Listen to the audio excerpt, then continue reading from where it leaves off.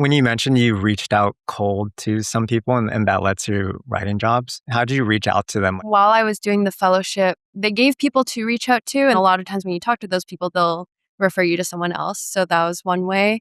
Or like I would, especially kids animation, a lot of people are active on LinkedIn. So there's like someone who wrote on a show I really, really liked. I would message them and be like, I love your show. I'm a fellow. And then usually they would answer. Or even let's say like 50% of people answer. That's still more than if you hadn't reached out. Yeah, so much of this industry is not taking anything personally and also not expecting anything. I wasn't reaching out to people because I wanted a job on a show. It was just, oh, this is a writer I admire and I would love to like hear about their experiences, because the more you hear about people's journeys, the more you can kind of, I guess, absorb the learnings and wisdom that people who came before you have.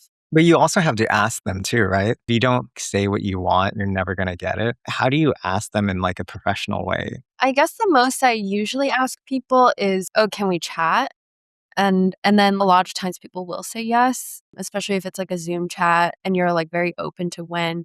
Because like sometimes people schedule a month in advance. I don't usually ask people to read my samples. I will sometimes maybe say something like, oh, if you're ever open to reading samples, let me know. But if you're like, oh, I want to be a writer, or you did like a writing fellowship, people know that you want to be a writer and people are also willing to help. And if they're not, they just won't offer. But a lot of people have offered to read samples and then it goes from there. I don't usually ask for anything more than just a chat.